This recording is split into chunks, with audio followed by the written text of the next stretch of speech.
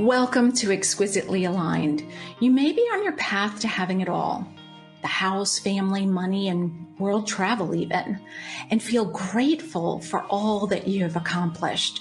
When suddenly something shatters your ideal world, it shifts your perspective. You realize, or maybe even decide, having it all isn't all that. It may leave you feeling unhappy, unsatisfied, or unfulfilled. You're left wanting something even more fulfilling. But you can't quite put it into words. Others, they just don't get it. They try to pacify you. And that may leave you feeling guilty. I get it. I've stood in your shoes. Hello and welcome. I'm Gina. Today we'll be discussing why you deserve to win, and more importantly, why you need to escape the judgment and the guilt that often accompany up-leveling your life. I've always found it interesting. Well, probably more saddening. Yes, saddening is the right word. When others don't support us in up-leveling our life. You see, I believe I was born to uplift others in any and every way possible. I believe that each morning I rise to be better than I was the day before. And I believe the same about you. I believe each day you rise to be better than yesterday, because each day we learn about ourselves. We learn about others. We learn, well, about a whole heck of a lot of things, don't we? And I always have been a self-help junkie, or addict, I guess.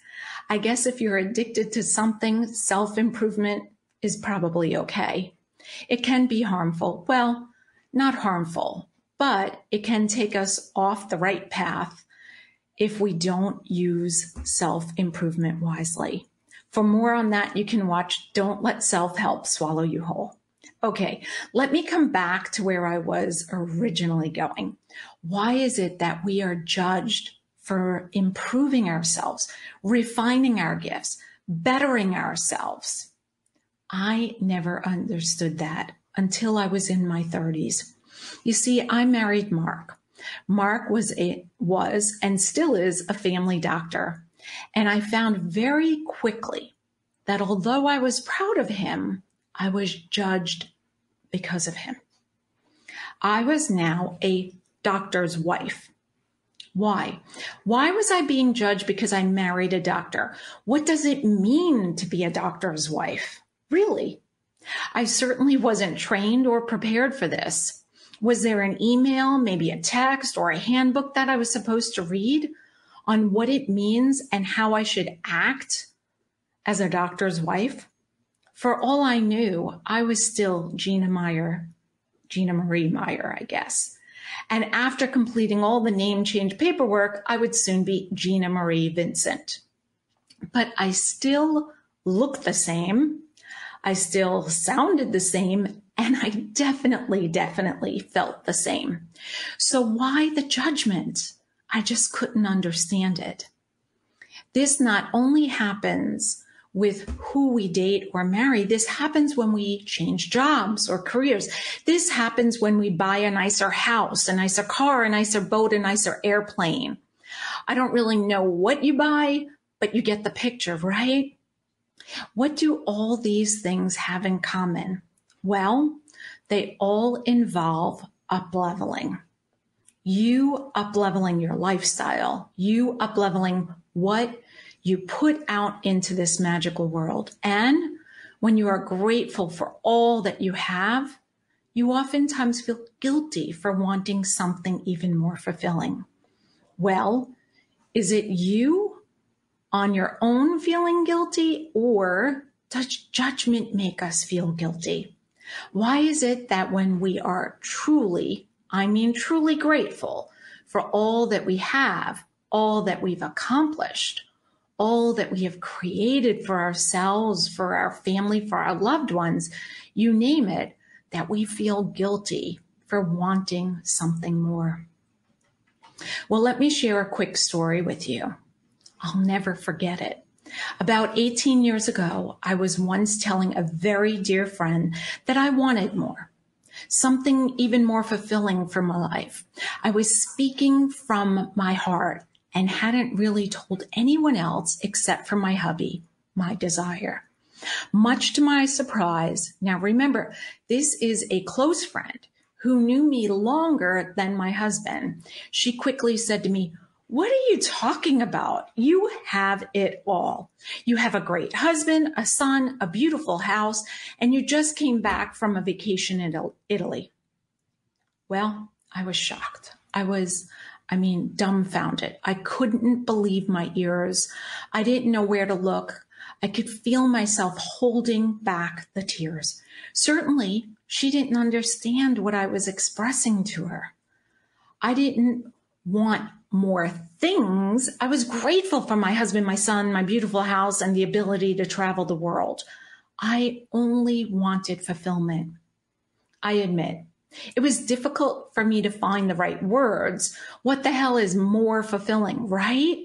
I had no idea. If I did, I would have quickly, and I mean in a New York minute quickly, been on my way to going after what that was I wanted. But at the time, I couldn't put it into words, nor did I know where to find it. I also quickly realized that I should never mention this to anyone ever again. For I was judged, and I certainly didn't want to be judged. Being judged, well, it doesn't feel good. It actually felt shitty. It left me feeling lesser than. I knew what I desired wasn't a life or death situation. I also knew that I had food, shelter, and clothing, things that many people around the world struggle with. But does that mean what I am yearning for should be judged? Does that mean what I am yearning for I am unworthy of? Does that mean I should not listen to my heartfelt desire? I quickly decided I should be quiet. I decided to no longer give it a voice to the universe, a voice to anyone else. I guess I kind of buried it. I realized I was going to have to figure this shit out by myself. And so off I went, feeling sad and alone. No one understood my yearning. No one could help me discover my more. No one supported my desire for more. And worst of all, I was once again judged. Think for a moment when you have been judged. Reach out to me. I love hearing from you. How did it feel? And more importantly, what did you do? I've always been someone who likes to people watch. I was trained to do that when I was at FIT, the Fashion Institute of Technology, for college. We had a people watch for fashion trends, but I believe I always have been people watching. Their clothing, I get that from my maternal grandmother. Their hair, well, that's from my paternal grandparents, two uncles and aunt who owns hair salons in Germany.